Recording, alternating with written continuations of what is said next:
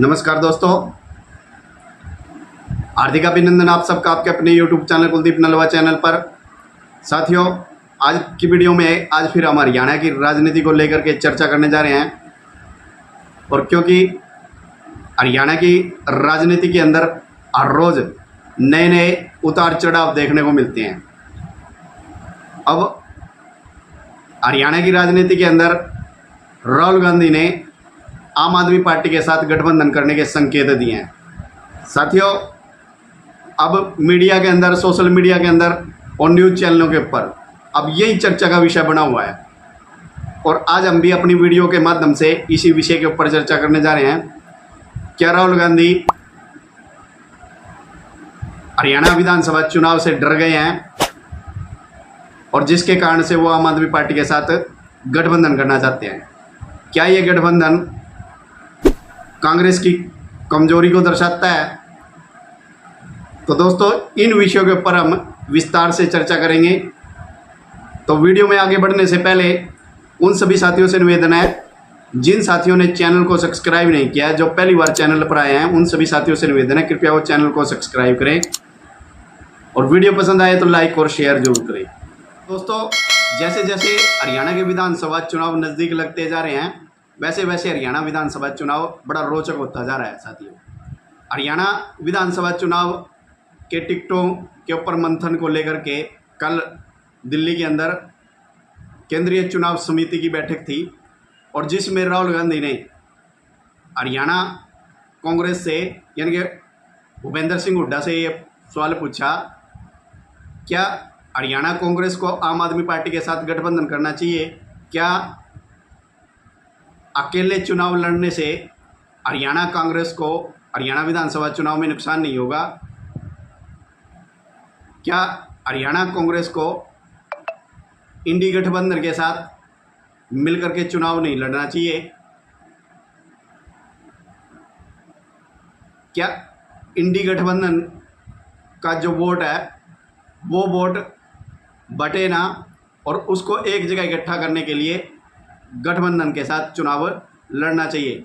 तो इन सब विषयों के ऊपर उन्हें जो हरियाणा के जो लीडर हैं कांग्रेस के, तो उन सब से ये सवाल पूछे राहुल गांधी ने।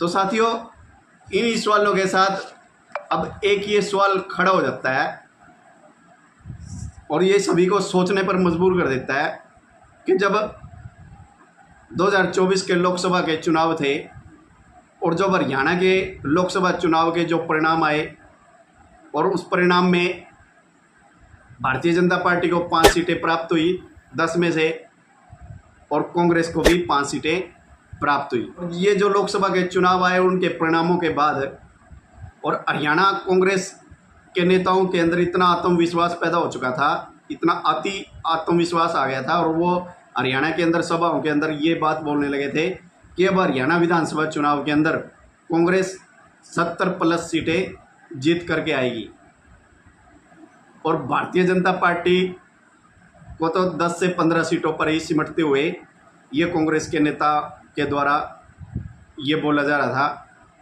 सभाओं के अंदर।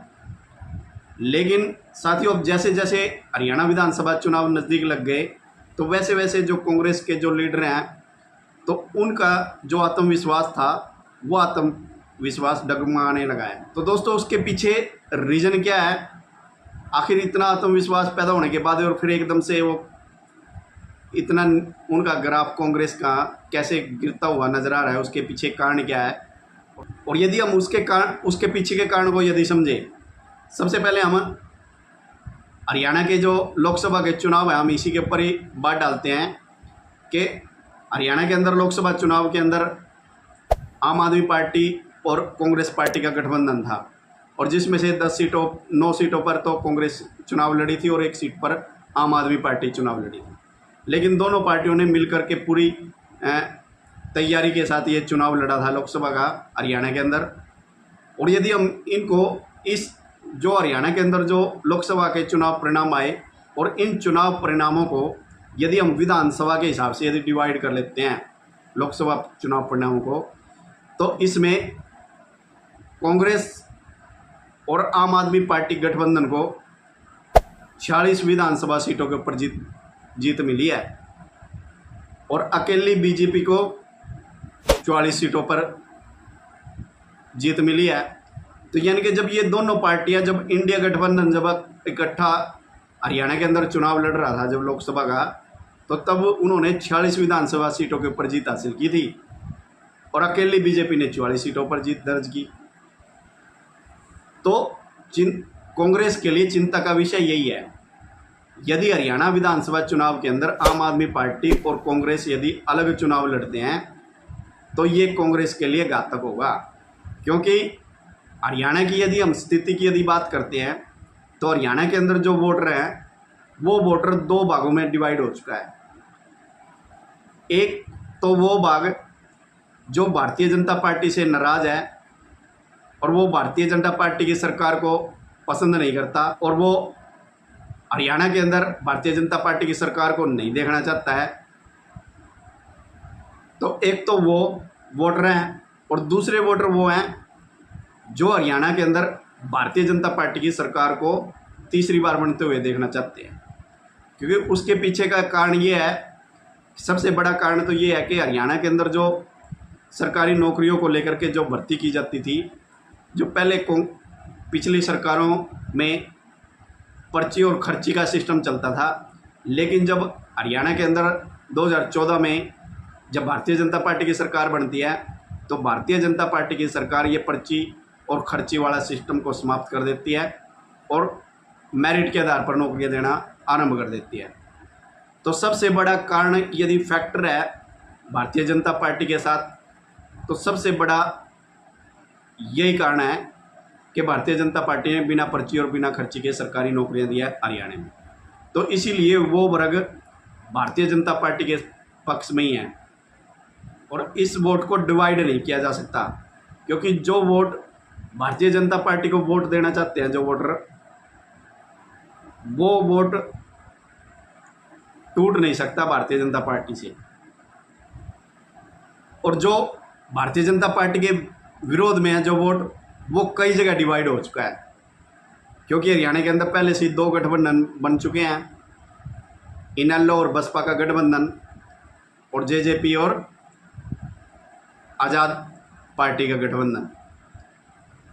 क्योंकि साथियों हरियाणा का जो लोकसभा का चुनाव था उसमें क्या हुआ था कि उसमें जो दलित वोट थे वो दलित वोट कांग्रेस के पक्ष में गए थे लोकसभा चुनाव के अंदर, लेकिन अब विधानसभा चुनाव के अंदर यही दलित वोट कांग्रेस से छटक करके अब दो भागों में डिवाइड हो चुका है। तो इसीलिए ये विषय कांग्रेस के लिए चिंता का विषय बना हुआ है और तभी जो कांग्रेस हाईकमान है तो उनका ये फैसला आया है कि हरियाणा के अंदर आम आदमी पार्टी के साथ गठबंधन होना चाहिए। क्योंकि साथियों आम आदमी पार्टी का यदि हम देखें तो जो पंजाब के साथ लगता हुआ एरिया है, जैसे गुलाचीका विधानसभा और पेवा विधानसभा और अम्बाड़ा क्षेत्र, ये पंजाब के साथ लगता हुआ एरिया है और पंजाब के साथ लगते हुए एरिया के अंदर आम आदमी पार्टी अपने पैर जमा चुकी है। और जो दिल्ली के साथ लगता हुआ एरिया है वहाँ पर भी आम आदमी पार्टी का विस्तार बढ़ चुका है। तो इसीलिए ये सब कांग्रेस के लिए चिंता का विषय है, ये सारी की सारी बातें। और यदि हम गुजरात की यदि बात करें, गुजरात विधानसभा के अंदर कांग्रेस ने भी अलग चुनाव लड़ा था और आम आदमी पार्टी ने भी, और जिसका परिणाम क्या हुआ, गुजरात के अंदर भारतीय जनता पार्टी की सरकार बन गई और कांग्रेस चुनाव हार गई। और पंजाब के अंदर यदि हम बात करें तो पंजाब में भी आम आदमी पार्टी ने कांग्रेस का सबसे ज़्यादा नुकसान किया है। तो इसीलिए कांग्रेस हाईकमान को ये लगने लगा है यदि हरियाणा के अंदर भी यदि आम आदमी पार्टी यदि अकेले चुनाव लड़ती है तो कांग्रेस को बहुत बड़ा खामियाजा भुगतना पड़ेगा। और जो हरियाणा के अंदर जो कांग्रेस सत्ता की वापसी की जो सपने देख रही थी वो सपना उनका टूटता हुआ नज़र आ रहा है। तो इसीलिए कांग्रेस हाईकमान ने ये फैसला किया है। और अब आम आदमी पार्टी की तरफ से संजय सिंह, तो उन्होंने भी इस बात को स्वीकार कर लिया और उन्होंने भी ये बात बोल दी है कि हम भारतीय जनता पार्टी को हरियाणा से बाहर निकालने के लिए तो हम गठबंधन करने के लिए तैयार हैं। आम आदमी पार्टी और कांग्रेस के अंदर 10 से 15 सीटों के ऊपर समझौता हो सकता है। और इधर से हम यूपी के अखिलेश यादव की यदि बात करें तो अखिलेश यादव भी 5 से 6 सीटें हरियाणा के अंदर मांग रहा है कांग्रेस से। तो ये गठबंधन हरियाणा के अंदर बनने जा रहा है दोस्तों। क्या कांग्रेस को हरियाणा के अंदर आम आदमी पार्टी के साथ गठबंधन करना चाहिए? और यदि कांग्रेस आम आदमी पार्टी के साथ गठबंधन नहीं करती तो क्या कांग्रेस को आम आदमी के कारण हरियाणा के अंदर नुकसान हो सकता है? तो दोस्तों आपका क्या विचार है, क्या राय है, तो कमेंट में ज़रूर लिखिएगा। तो साथियों आज की वीडियो में सिर्फ इतना ही, फिर मिलते हैं नई वीडियो में नए विषय के साथ। तब तक सभी साथियों को जय श्री राम, वंदे मातरम।